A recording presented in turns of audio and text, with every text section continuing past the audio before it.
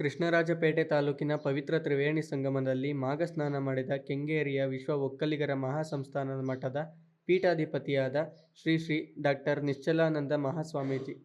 ದೇಶದ ಉತ್ತರ ಪ್ರದೇಶದ ರಾಜ್ಯದ ಪ್ರಯಾಗ್ರಾಜ್ನಲ್ಲಿ ನಡೆದ ಮಹಾಕುಂಭಮೇಳಕ್ಕೆ ಹೋಗಲು ಸಾಧ್ಯವಾಗದವರು ಕೆ.ಆರ್.ಪೇಟೆ ತಾಲೂಕಿನಲ್ಲಿ ಹೇಮಾವತಿ, ಕಾವೇರಿ ಹಾಗೂ ಲಕ್ಷ್ಮಣತೀರ್ಥ 3 ಜೀವಂತ ನದಿಗಳು ಒಂದಾಗಿ ಸೇರುವ ಅಂಬಿಗರಹಳ್ಳಿ ಸಮೀಪದಲ್ಲಿರುವ ಈ ಪವಿತ್ರ ತೀರ್ಥಕ್ಷೇತ್ರದಲ್ಲಿ ಪುಣ್ಯ ಸ್ನಾನ ಮಾಡಿದರೆ ಸಾಕು, ಆರೋಗ್ಯ, ಸುಖ, ಶಾಂತಿ, ಸಮೃದ್ಧಿ ಉಂಟಾಗುತ್ತದೆ.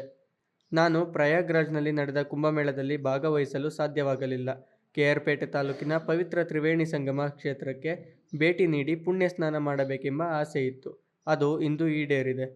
ಪವಾಡ ಪುರುಷರಾದ ಶ್ರೀ ಮಲೈ ಮಹದೇಶ್ವರರು ಬಾಲಕರಾಗಿದ್ದಾಗ ಪವಾಡ ಮಾಡಿದ ಪುಣ್ಯಕ್ಷೇತ್ರವೇ ಈ ಪವಿತ್ರ ತ್ರಿವೇಣಿ ಸಂಗಮವಾಗಿದೆ.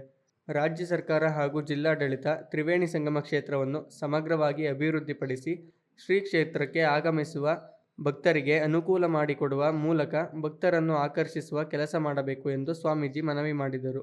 ಕೆ.ಆರ್.ಪೇಟೆ ತಾಲೂಕಿನಲ್ಲಿ ತೆರೆಯ ಮರೆಯಲ್ಲಿರುವ ಅಂಬಿಗರಹಳ್ಳಿ, ಸಂಗಾಪುರ ಗ್ರಾಮಗಳ ಸಮೀಪದಲ್ಲಿರುವ ಪವಿತ್ರ ತ್ರಿವೇಣಿ ಸಂಗಮವು ದೇಶದ ಪ್ರಯಾಗ್ರಾಜ್ ಹೊರತುಪಡಿಸಿದರೆ 3 ಜೀವಂತ ನದಿಗಳು ಒಂದಾಗಿ ಸೇರುವ ಪವಿತ್ರ ತ್ರಿವೇಣಿ ಸಂಗಮ ಕ್ಷೇತ್ರವಾಗಿದೆ. ತ್ರಿವೇಣಿ ಸಂಗಮ ಕ್ಷೇತ್ರದ ಅಭಿವೃದ್ಧಿಗೆ ರಾಜ್ಯ ಸರ್ಕಾರ ಕೈಜೋಡಿಸಿ ಕೆಲಸ ಮಾಡಿ ಮಂಡ್ಯ ಜಿಲ್ಲೆಯಲ್ಲಿರುವ ಅಪರೂಪದ ತೀರ್ಥಕ್ಷೇತ್ರವನ್ನು ವಿಶ್ವಮಟ್ಟಕ್ಕೆ ಬೆಳಗಿಸುವ ಕೆಲಸ ಮಾಡಬೇಕು ಎಂದು ಸ್ವಾಮೀಜಿ ಮನವಿ ಮಾಡಿ, ಸಂಗಮ ಕ್ಷೇತ್ರದ ಭಕ್ತರು ಆಗಮಿಸಲು ಅನುಕೂಲವಾಗುವಂತೆ ರಸ್ತೆಯಲ್ಲಿ ಶುದ್ಧ ಕುಡಿಯುವ ನೀರು, ಸ್ನಾನಗೃಹ, ಬಟ್ಟೆ ಬದಲಿಸುವ ಕೊಠಡಿ, ಯಾತ್ರಿಕರ ನಿವಾಸ, ಕಟ್ಟಡದ ವಿಸ್ತರಣೆ ಸೇರಿದಂತೆ ಸಮುದಾಯ ಭವನ ನಿರ್ಮಾಣಕ್ಕೆ ಒತ್ತು ನೀಡಬೇಕು ಎಂದು ಸ್ವಾಮೀಜಿ ತಿಳಿಸಿದರು.